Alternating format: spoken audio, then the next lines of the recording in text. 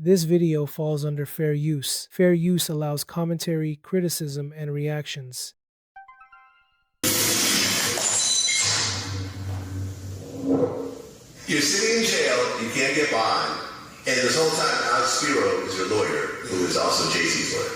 Yeah, he's my lawyer. Right. I heard you dropped the bag on him. I'm getting $20,000. I don't know why my mama gave me $120,000. What was it, $120,000 for 7 years in prison? I don't think you want to talk about him. I'm telling you, like, outside, I doesn't recommend nobody to go there. Free touring. Well, the trial's going to start soon. Tory? No, your trial. Oh. We're back here. So you're sitting here in jail, can't get bond, your trial's starting soon. You're facing more than 50 years at the time. If I blow? Yeah, if you blow trial.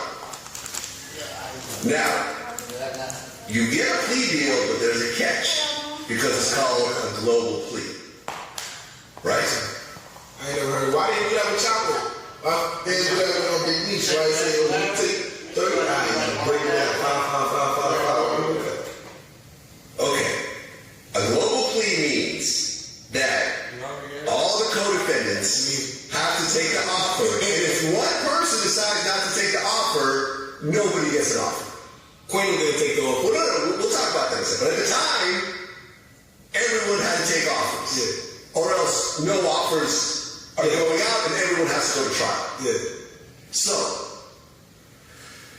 you get a 7-year deal. I've never seen Kodak like this. Calm.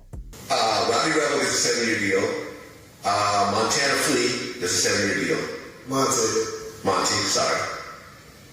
But when it gets to Quato, and he's offered a 15-year deal, he doesn't want to take it. How freaked out were you at that moment? Because what they were saying is that if Quato doesn't take that deal at that time, you guys don't get deals either. So I had to tell everybody that we was taking the deal because I was telling them to go to trial. I was feeling to go to trial. I looked at all my evidence. I said, listen, nigga, let's go. I ain't lying. I started talking too early. You know, that's the thing with me. I be talking too early. You know what I'm saying?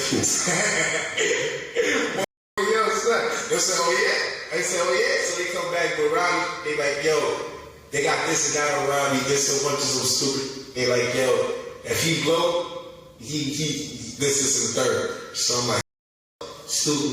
Alright, cool. So we gotta take 7 years. I tell the bro we take the 7 years. Quato like, yo, bro, I need 10.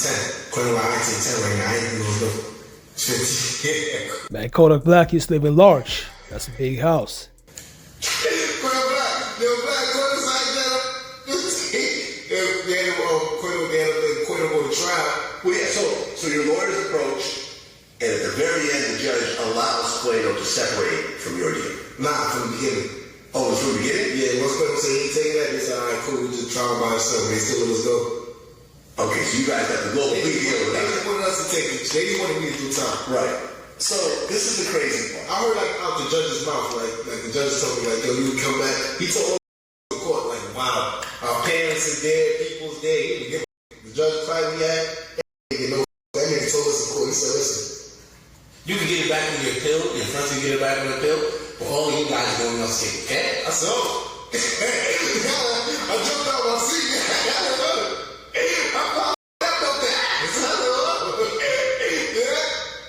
I'm still not sure why Bobby decided to pull up on DJVLAD. That's a mystery to me. Goes to trial, loses, and gets sentenced to 117 years minimum for 23 counts, including attempted.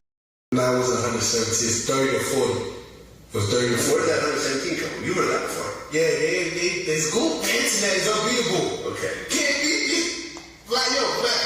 When I talk to girls all the time, they come and tell me that whole world. I said, what? I got in the house with a movie and I got weed. What are you talking about? And I said, people crazy. I'm used to it though. Well, still, 30 to 40 versus 15 is a huge difference. Yeah. 30 to 40. Because Quato was what, maybe his 20s at the time? I gave my came over, he working on his appeal too. I gave him like 50,000 for his appeal. He working on his shout out to Quato. I'm saying free Quato, free bro. I know I've been through going through the system since I was 12 years old. You know what I'm saying? I've been all the juveniles in New York. I work in juveniles right now. Alright, y'all, so that was Kodak Black watching DJ Vlad as he was interviewing Bobby M. I don't want to say the last word because of YouTube. Here's the thing with Vladimir. DJ Vlad has built a massive platform by getting high-profile guests to open up, but that same approach is also why many people don't like him. Critics say he asks questions that feel too personal or too calculated, often bringing up legal issues, past conflicts, or sensitive topics that some believe are better left alone. While some see this as good journalism, others feel it puts guests in uncomfortable positions or encourages them to say things that could be used against them later. Over time, this has led to a perception that Vlad isn't just documenting culture but exploiting it. There's also a belief that his interviews can come across as one-sided, focusing more on controversy than context. Some people argue that he shines a spotlight on the most dramatic parts of a person's life while ignoring their growth or achievements. That has made him a polarizing figure. He gets millions of views, but the backlash has grown too, with some artists refusing to do interviews with him altogether. Others feel he benefits from a culture he isn't truly a part of, leading to ongoing debates about authenticity, intent, and influence. Despite all of this, Vlad remains successful, but his name often sparks discussion, not just for the interviews he hosts, but for the questions people believe he chooses to ask. Please consider subscribing, leave a comment, and see you in the next video.